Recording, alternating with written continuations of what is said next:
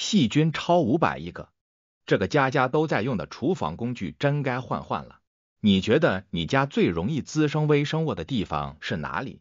是很久没刷的马桶，还是攒了1星期没洗的脏衣服，又或者垃圾筐里攒了好几天的垃圾？真正的答案你大概想不到，几乎每天都在用的洗碗海绵，可能是家里生活着最多微生物的培养皿。厨房海绵的结构，一块在厨房中长期使用的洗碗海绵中，上面可能居住着上百种细菌，而且每立方厘米内最多可能藏着540亿个细菌。有不少研究都认为，使用过的厨房海绵是整个家居环境中含有细菌数量最多的物品。也就是说，如果你每次洗完碗都习惯用海绵把餐具、灶台都擦一遍，虽然肉眼上看着是干干净净的，但实际上你很可能是均匀的把细菌抹在了所有东西表面。注意，这个比较范围是家居范围中的所有无生命物体，比较对象并不包括有生命的动物，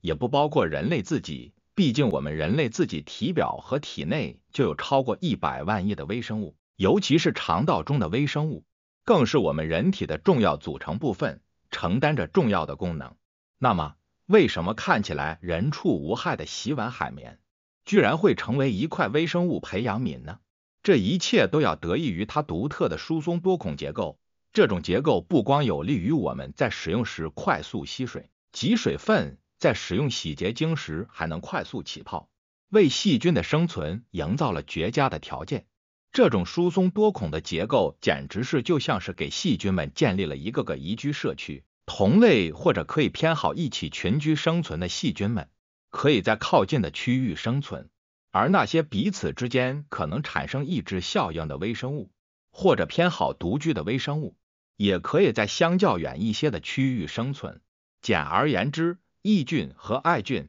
都能找到自己适宜的生长环境，彼此相安无事，大力壮大自己的家族。洗碗海绵里的微生物们不光数量庞大，种类也相当丰富。光是在一块洗碗海绵中，就有超过118属共362种细菌。这是因为洗碗海绵这种疏松多孔且自带空间分割效果的环境，还能避免微生物种群间的恶性竞争导致的一方消亡，大家都能在庞大的空间中找到一个小角落繁衍生息。根据相关研究，像海绵这样具有中等空间分割的环境，可以长出最丰富多样的细菌群落。相比于实验室内纯净单一的琼脂培养皿，这种可以多级分配的环境可谓是真正的天选培养皿。使用频次和适合细菌繁殖的放置环境，除了结构本身非常适宜细菌的生活，我们频繁的使用洗碗海绵也让它里面的菌们能获得源源不断的食物和水源。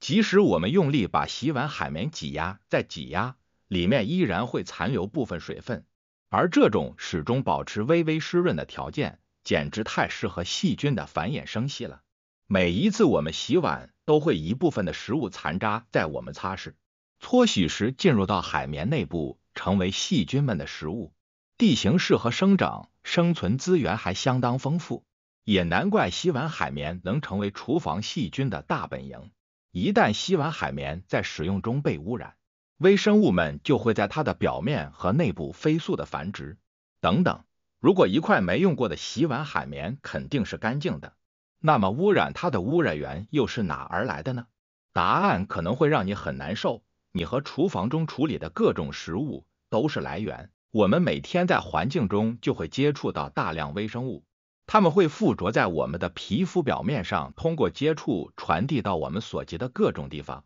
而尤其是在厨房环境中不断进进出出的生肉、生鲜食品也会引入不少的微生物。当我们接触了这些物品，再接触洗碗海绵，就会把微生物传递给它。比如你的手拿了一颗生鸡蛋，上面的沙门氏菌就可能沾到了你的手上，而当你拿起厨房海绵准备擦擦台面的时候，沙门氏菌就可能借此钻入海绵中，并在里面的某个一个小间里建立自己的大家族。除此之外，在我们清洗各种附着着微生物的食物、器具时，飞溅的水滴还会将微生物们传播到整个厨房环境中，而洗碗海绵通常放置在水池旁，飞溅的液滴也经常会降落在它身上，让里面的细菌社区又添一个住户。所以在我们的家里，微生物量最大的并不是你以为的卫生间，而是厨房。当一块厨房海绵成为了微生物的乐园，它不仅会产生异味，也会在你的每次使用中将各种微生物转移到厨房表面。值得庆幸的是，洗碗海绵里大部分细菌并不会致病，但丰富庞大的微生物群落里，难免有几个可能会使坏的家伙，比如沙门氏菌、大肠杆菌、绿脓杆菌等可能对我们的健康产生影响的有害菌。如果使用洗碗海绵不当，就可能将这些微生物传递到食物表面。而如果家庭中有免疫力较差的孕妇、老人、小孩，就有可能因此产生食源性疾病。定期清理洗碗海绵真的有用吗？那么定期清理洗碗海绵能不能有效减少里面的微生物量呢？只能说效果聊胜于无。曾经有研究者用市面上常见的宣称具有抗菌作用的洗洁精对使用过的厨房海绵进行了一系列的实验，结果发现，如果按照商家建议的定期把洗洁精抹在洗碗海绵表面，并不能有效的减少洗碗海绵中的微生物量。海绵多孔的结构不仅为细菌的附着、生长提供了良好的环境，也成为了天然的避风港。特别是一块长期使用的洗碗海绵，在定期补给食物残渣的情况下，它的表层会形成一层生物膜，使得具有抗菌作用的成分失活。此外，就算我们能坚持长期用较高浓度的洗洁精或干脆酒精等来浸泡消毒，又或者用热水、微波炉高温消毒，也很难将洗碗海绵中的微生物量降低到1半以下。一旦洗碗海绵回到正常的环境中下，再用起来，时不时补给点水分和食物残渣，里面的残留的微生物们很快又会发展壮大起来。难道我们就非得跟这些膈应人，还可能产生风险的微生物共存了吗？我们的碗筷就不能被洗干净了吗？最简单也最高效的方法，就是直接使用洗碗机，让厨房中不再需要使用洗碗海绵这一物品，